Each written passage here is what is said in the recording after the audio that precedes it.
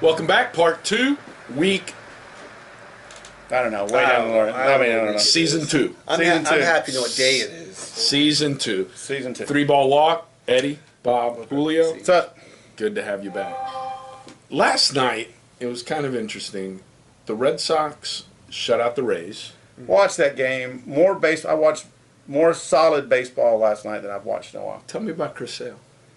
That dude is gangly and looks like he should not be a major league pitcher. Nobody. Randy Johnson gangly? No, not Randy. No, not that. no. But he just looks like a bunch of parts are going in a bunch of different directions, and the ball goes bam, and nobody's touching him. No. So, not last night anyway. The Rays. One hit? Yeah, the Rays could not. 2 hits, I think. Two hits. They could not get to him. So he was masterful last night. He's a pitching Triple Crown leader right now. The one time I watched him, actually, I told Eddie, he got pounded. Gave up like 7 runs. The one time I saw him a week ago, 10 days ago, he got. Well, let me speak on behalf of every Boston fan and Chris Sale fan. Yes. Don't watch him again. I won't. Oh, you watched him on August 1st. Yeah, he got thumped. Yeah. And I was like, oh my gosh. I said. So that's an anomaly. This guy can't pitch. He's horrible. He's look what washed doing. up. I mean, he's 229 strikeouts, and Last night. And then on the other side, Nelson Arenado. Mm-hmm. Who was I was asking you guys the question, but he was my up and coming guy that that's just tearing it up. Mm-hmm. Nelson Arenado hits a home run off Kluber right in the first inning, and then Kluber decides not to give up another hit the rest of the game, but goes into the 9th inning, bottom of the 9th. Did you see the results on that game? Goes into the bottom of the 9th, trailing 1-0. Obviously, you can't let the guy who's thrown 8 shutout innings finish the game, so they bring in their closer. The Rockies do. Mm-hmm. 2 outs, 2 on, foul tip, catcher drops it. Yep. Next hit, little blooper, ties the game, and then a walk-off 3-run homer by the Indians. And that's his second blown save in a row, and the only 2 blown saves he's had all year are Greg Holland. And he's leading the National League with 31 right now. But yeah. Very frustrating. But the Indians fans, that was a shocker. Yeah. That was a shocker. Yeah. And the Rockies, and I'm glad you pulled it up. The Rockies, incidentally enough, are 7-6 in interleague play. That's where the Diamondbacks, 9-1 in interleague. Wow. Are tearing it up, and then the they're Dodgers playing 12-3. So. And the Dodgers. Well, look at the Dodgers against the West. They're 27-18. Against the Central, they're 19-6. Against the East, they're 21-6. In interleague, they're 12-3. It doesn't matter who they're playing. No, it doesn't matter who they're playing. The only hope the rest of the baseball has then is that whoever is the wild card team from the West can beat the Dodgers.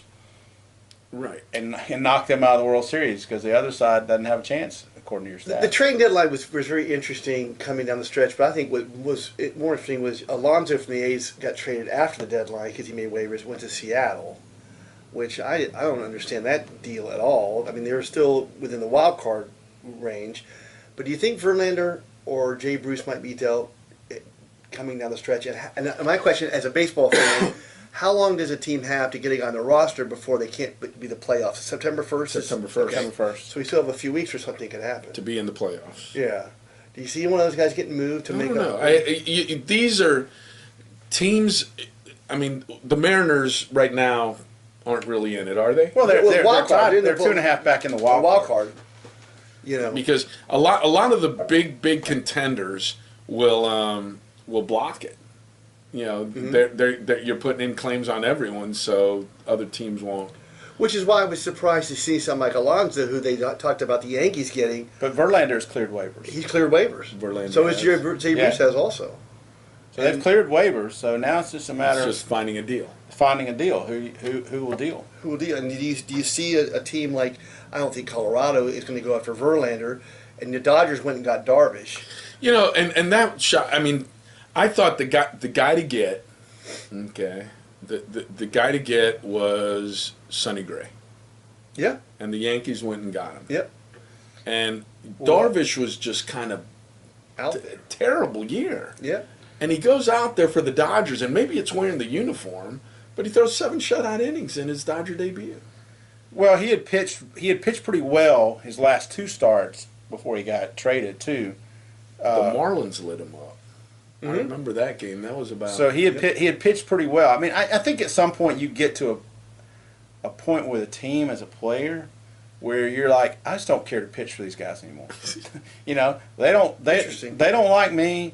This isn't working out. They're talking about trading me, and you have a bad year, and You're not getting ready for your starts. Like yeah, you should. you're not mentally preparing to go out there and give it your best effort. But when the trade deadline starts coming down, now you're like, okay, I need to show some people what I can do. And then when you're on that team that's a contender, And then you're on the team that's a contender, so you're preparing better. You got better support. You think you have a chance to win when you go out there. If you don't, if you sometimes as a pitcher, I think you think if you give up 2 runs, you've lost on a team that's not scoring very well. Well, a team that's scoring a bunch, they tell you, hey, don't worry about it. You give up 2 in the first inning, they come in the dugout and go, no problem, we got that. And that you go back out there, you're up 3-2. That's a whole different mindset as a pitcher when you don't have to be perfect. You just have to be good. Yep. And he's still good. He's still good.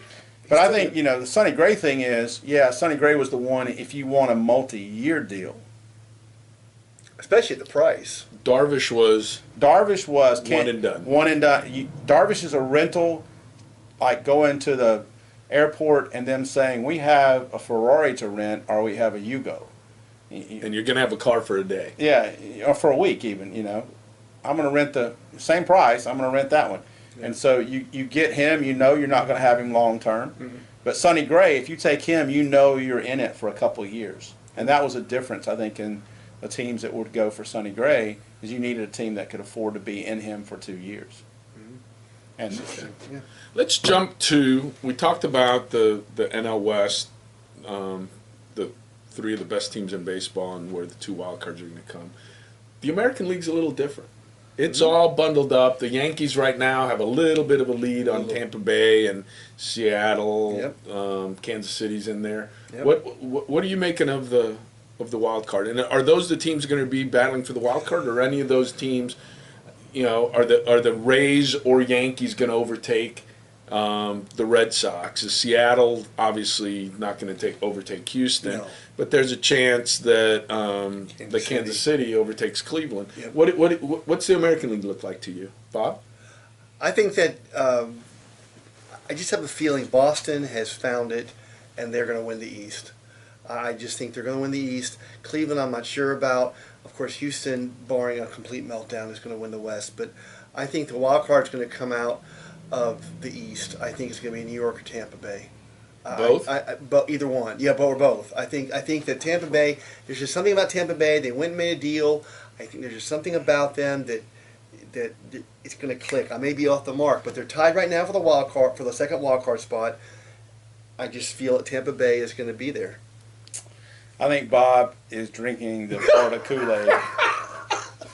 I don't think Tampa Bay. I watched that team last night play. Well, right. And a team against Sale is different than a team. Well, yeah, but I've been watching them the other times too, and I just don't think they're built for long-term success. I mean, I just don't see where they get enough offense against really good pitching. Average pitching they hit well, but you face a really good pitcher, and it's like, who in that lineup scares you every day that you're going, don't let this guy beat you. Now, any of them, they're all professionals, and they're all better than 99.9% of the people on the planet. So don't get me wrong there. These guys are not, they're not ham and eggers. They're really good. You're really good. But compared to the Seattle lineup and the KC lineup who've been there before, I think they will battle down the stretch, and they will Have the Yankees been there before? No, but the Yankees are just talented. The thing with the Yankees, the problem, I don't think the Yankees are going to catch Boston either, unless they can figure out what's going on in the clubhouse. Mm-hmm. What in the world are you doing benching your catcher? Yep. I mean, I appreciate that as a guy who's old school, as a manager sets the catcher for 2 games because he won't work on his defense. I appreciate that. Yep. But that has got to rattle the clubhouse somewhat. And if you can't get that together going down the stretch, then you're in trouble. And I think part of the deal with Boston was that whole thing that went down with the announcer and with David Price and pitchers. Eckersley calling them out and saying stuff. Finally, somebody standing up for the team. I think the team rallied. Whether you think that was right or wrong, I think the team rallied around that moment, and they've been playing better baseball since then. Yep. And I think if the Yankees were to have one of those moments, then we got to race down the stretch. I think the Yankees are in it, and I think either KC or Seattle, one of those two, whichever one doesn't catch the other team. Do you like both Cleveland and Kansas City coming out of the Central? I like Cleveland. I mean, I can't. I like Kansas City they too. can both come out. Yeti makes a good point. Seattle is good, and they went and got Alonso. They're good. I mean, Nelson Cruz is leading the AL right now. You know, in RBIs with 85, and Jared Dyson in steals with 27. They got a good team. I don't watch the American League, as I've said 1,000 times, as much as I watch the National League. They don't play real baseball. They don't play real baseball. If Seattle goes and can get Verlander, Wow, that'd be So interesting. they need pitching. they need They pitching. need pitching. Felix just went on the DL. You know the DL. They just lost Felix. So you got to have somebody to replace him. If they don't replace him, they don't make it. No, they don't make it. No. So they have to go get Verlander, whatever it costs them, if they think this is a year that they can be in the playoffs. Now, do you go get a guy like Verlander to make the playoffs, or do you look at your team and you being the former? You're not going to guy? catch Houston. You're not catching No. Houston. You're not going to catch Houston, but do you? That's I don't. care And you're about not catching Houston next year just by getting Verlander. No. What I'm saying is, do you go? You Well, think this year? Verlander's the Ferrari, not the Yugo. Right. Right. But what I'm saying is, You're not long-terming on Verlander. what I'm saying is, do you catch Verlander now? Thinking, okay, look, we're going to get the second wild card, and we're going to gel at the right time and maybe win it all. Because I don't think you make a deal for Verlander unless you think you can win it. Well, Verlander, Well, sure. you think about Verlander. If Verlander is your number one starter in a series, Right. you're better than average chance of being in that game. Right, completely.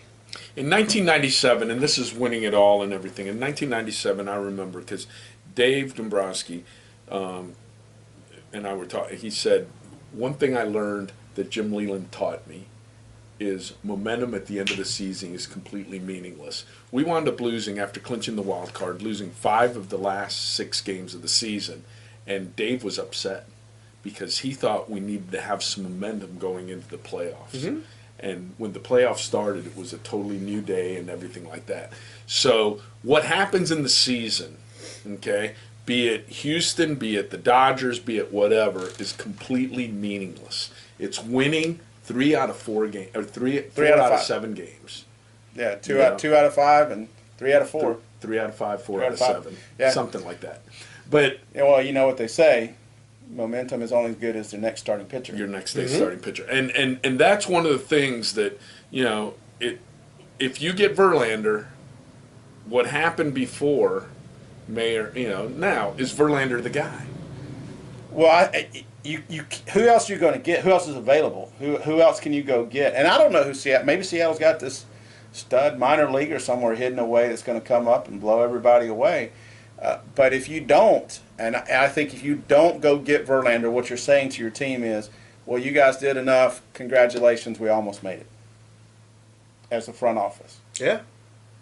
Yeah, but you know, again, it's, do you think you have anything in the postseason to win? You know, is it enough to get in that one game and then lose that one game? But if I had to choose, if I'm Seattle, if I'm the GM at Seattle, and I've got to choose, and Felix is not available, if I could get Verlander for that one game wild card game, I'd like my chances a whole lot better for than sure. anybody else on my roster that day to play whoever it was for that one game play-in game. And then after that, then I take my shot. Verlander gets a chance to go in game number 3 and at least keep us in it. Yeah. I mean, he's a lot of money, but I mean, I'm with you, and that's why I'm saying watch Tampa Bay, because when Seattle falls and then Kansas City and Cleveland beat up on each other, boop, Tampa Bay's there. That's why I'm saying that. I mean, that's exactly why I said it, No. because it's Bob has a point. He's got his Tampa Bay. He's wearing his I mean, Ray hat. And it could happen. I'm not a because- Rays fan. I'm a you know. Because Kansas City and Cleveland, while Boston and Tampa Bay and New York and Tampa Bay, they won't beat up on They won't each beat other. up on Not each too other much. at all. No, not too much. No, you don't have to play 2 of the better teams. it's You know, all they got to do is play one team. But yeah, Hey, But it makes sense. It makes sense. But that's what I'm saying. And so you look. But I think Seattle. I didn't think about Verlander. Eddie makes a great point. It'll be very interesting to see if they go on. But see, but all Verlander does to Seattle and not to is it replaces Felix. You still lost Felix. Right, but Right. is he done for the year? The 3 No, weeks. 3 3 weeks. weeks. All right, He'll be- so you get him, and now you've got a 1-2 starting combination. For the last Left and right. So I mean, it's gonna be good. We'll see. Hey, well, we never know. We'll find I out. went back to my little travels and You better finish up. We're out of time. Are we out of time? Yeah. All time. Out of time. Well, I was Talk just about going to next say, week. missed. No, it's real quick. Saw the Cardinals and Diamondbacks, Right. and a few days later, San Antonio. Opportunity to see Quantrill, who out of Stanford, number 8 pick overall, supposedly tearing up the Texas League, and then AJ Puck against them. Oh man. Number 6 overall pick, first round. They were calling it the bonus baby game because it was the last year's number 6 and number 8 facing each other. Rain out. First rain out of the year in San Antonio, and I got to watch from a suite the tarp on the field. Got good pictures of the tarp. Had a great time visiting the people, but they faced the next day. You guys are And going. Puck did well. Gave up 1 hit through 6 innings, and then gave up a couple hits in the 7th inning. They pulled him, but it was complete pitcher's duel. It was great game. I'm telling you, it's a great opportunity. So, hey, listen, you get a chance to play baseball. It's kind of hot. Play. You don't Watch get a some chance, minor watch league it. ball. Hopefully, it won't rain for you. Get out there Yes. and watch. Go to the ballparks, because if you don't, this game will go the way of the wind. Bye-bye. Hey, we'll see you next week. Next week. You take care. Play ball.